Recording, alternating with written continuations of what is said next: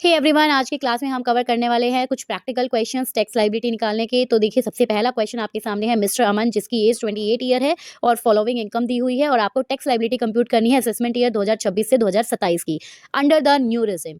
तो सबसे पहला तो यही आता है कि अगर आप असेसमेंट ईयर 26-27 के लिए टैक्स लायबिलिटी निकालते हो तो देखिए एज मैटर नहीं करती, क्योंकि इसके अंदर हर एक एज के पर्सन के ऊपर सेम ही स्लैब रेट से टैक्स लगता है। तो चलिए हम देखते हैं इसको कैसे कैलकुलेट करेंगे। सबसे पहला आपका जो स्टेप आता है वो क्या आता है, ग्रॉस टोटल इनकम को कैलकुलेट करना। तो ग्रॉस टोटल इनकम कैसे निकलती है, जब हम पांचों हेड्स की इनकम को ऐड कर देते हैं तो उसके बाद हमारा आता है जीटीआई, जिसको बोलते हैं ग्रॉस टोटल इनकम। तो यहाँ पर हमने सैलरी, एचपी, बिजनेस और अदर सोर्स की इनकम को ऐड किया और मेरी आ गई ग्रॉस टोटल इनकम कितनी, 10 लाख। उसके ऊपर वैसे आपकी चैप्टर 6 के deduction 80C to 80U minus होती है, लेकिन आपको पता होना चाहिए कि आपकी न्यू रिजिम के अंदर जो है ये डिडक्शन क्या कर दी गई है, हटा दी गई है। अब आपको कोई कुछ खास डिडक्शन नहीं मिलती है, कुछ एक एग्जम्पशन ही आपकी मिलती है।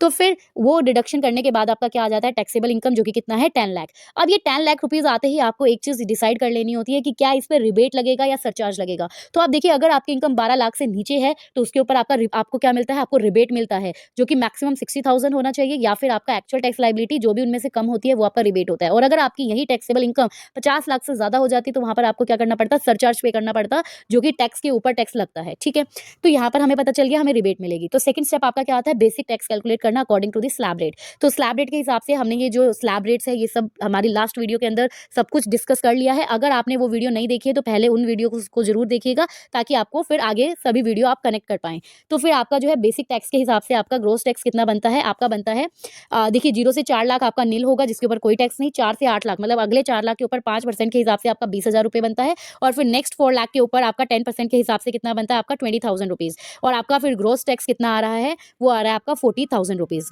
अब इसके बाद थर्ड स्टेप होता है आपका रिबेट का। अगर कोई रिबेट लगती है तो हमने अभी देखा कि 10 लाख जो आपकी इनकम है वो 12 लाख से कम है, तो इसलिए आपको क्या मिलेगी, रिबेट मिलेगी। अब रिबेट आपकी मैक्सिमम कितनी मिलती है, या तो 60,000 या फिर एक्चुअल टैक्स जो आपको पे करना है वो। तो देखिए, हमारा एक्चुअल टैक्स 40,000 बना है, तो ऑब्वियसली हमें रिबेट कितने की मिलेगी, 40,000 की मिलेगी। तो जब हमें रिबेट पूरी की पूरी 40,000 की मिल गई तो फिर आपकी टैक्स लायबिलिटी क्या हो गई, जीरो, क्योंकि उसके ऊपर अगर हेल्थ एंड एजुकेशन सेस भी लगाते हो तो भी आपका टैक्स कितना बनेगा, जीरो, क्योंकि सारी की सारी आपको रिबेट मिल चुकी है। तो ये क्वेश्चन आपका इस तरह से होगा। तो चलिए इसी तरह नेक्स्ट क्वेश्चन डिस्कस करते हैं। आई होप आपको ये क्वेश्चन समझ में आया होगा। यहाँ पर मैंने स्टेप बाय स्टेप हर चीज लिखी है कि स्टेप 3 पे रिबेट देखते हैं, स्टेप 4 पे सरचार्ज देखते हैं, और स्टेप 5 के ऊपर फिर आपका क्या होता है, हायर एंड एजुकेशन सेस जो होता है उसको लगाया जाता है।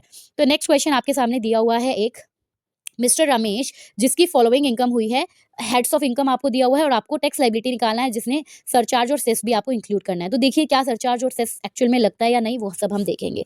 तो सबसे पहले वही आपका पहला स्टेप क्या है, जीटीआई निकालना और टैक्सेबल इनकम निकालना। तो ग्रॉस टोटल इनकम के लिए हम पांचों हेड्स की इनकम को क्या करेंगे, क्लब कर देंगे। तो सबसे पहले अगर पांचों हेड्स की इनकम की बात करते हैं तो आपकी कौन सी आती है, बिजनेस इनकम, हाउस प्रॉपर्टी और अदर सोर्स, जिससे मेरा जीटीआई आता है 80 लाख का। 80 लाख जो है मेरा ग्रॉस टोटल इनकम है, और डिडक्शन ऑब्वियसली न्यू रिजिम के अंदर कोई डिडक्शन है नहीं, तो मेरी टैक्सेबल इनकम भी कितनी आ गई, 80 लाख रुपीज की।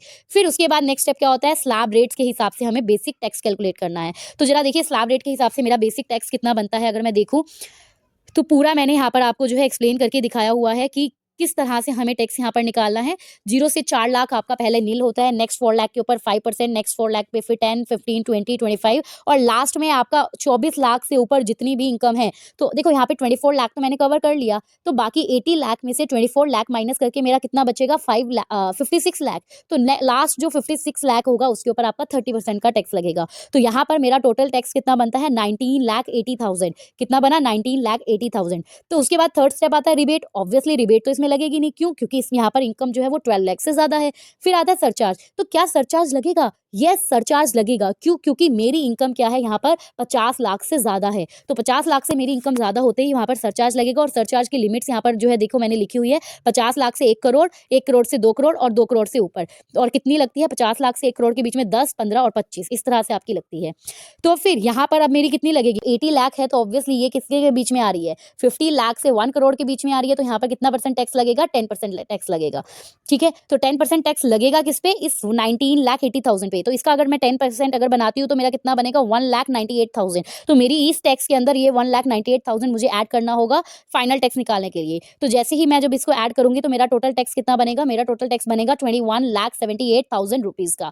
और फिर उसके बाद नेक्स्ट स्टेप आपका क्या होगा, आपको हायर एंड एजुकेशन से 4% लगाना है। तो अगर आप 21,78,000 का 4% लगाएंगे देन इट विल बी 87,120। तो फाइनल टैक्स आपको कितना पे करना पड़ेगा, 21,78,000 के अंदर अगर आप 87,120 ऐड कर देते हैं तो तो आपका कितना आ जाएगा 22,65,120 रुपीज़। ओके, तो इस तरह से हमारा जो है फाइनल टैक्स लायबिलिटी निकल जाएगी। तो बेसिकली आपको ना ये स्टेप्स याद करने हैं, उसके बाद आपके लिए ये जो क्वेश्चंस निकालना है बहुत ईजी हो जाएगा। कोई भी कैसा भी क्वेश्चन हो आप इजीली कर सकते हैं। स्टेप जल्दी से देखिए, मैं आपको दोबारा याद करा देती हूँ। स्टेप 1 आपका क्या होता है, आपको जीटीआई निकालना है और आपको टैक्सेबल इनकम निकालनी है, ठीक है।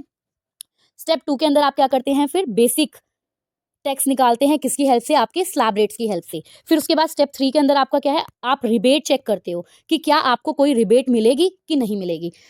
उसके बाद स्टेप 4 में आप क्या करते हो, सरचार्ज। आप देखते हो कि क्या आपकी इनकम 50 लाख से ज्यादा है, 50 लाख से ज्यादा है तो आप क्या करोगे, फिर सरचार्ज पे करोगे। फिर उसके बाद स्टेप 5 में आप क्या करेंगे, हायर एंड एजुकेशन सेस 4% जो है आपकी इनकम पे अप्लाई हो जाएगा, उसको ऐड करोगे। और फिर लास्ट स्टेप 6 के अंदर आपकी फाइनल टैक्स लायबिलिटी आ जाएगी, जो कि आपको पे करनी है, किसको, गवर्नमेंट को। तो इस तरह से आपकी ये स्टेप्स है जो आपको फॉलो करने हैं और इनको फॉलो करके आप जो है अपना टैक्स लायबिलिटी कैलकुलेट कर सकते हो। बहुत ईजी हो जाएगा आपके लिए। तो इसी तरह और भी वीडियोज़ अगर आपको चाहिए तो प्लीज़ मुझे जो है कमेंट सेक्शन में बताते रहिए, और ये वीडियो आपको कैसे लगी कमेंट सेक्शन में जरूर बताइएगा। फिर आपको मिलते हैं नेक्स्ट वीडियो के अंदर, और इसी तरह जो है चैनल पर बने रहिएगा। लाइक शेयर सब्सक्राइब करना मत भूलिए। Bye bye, take care.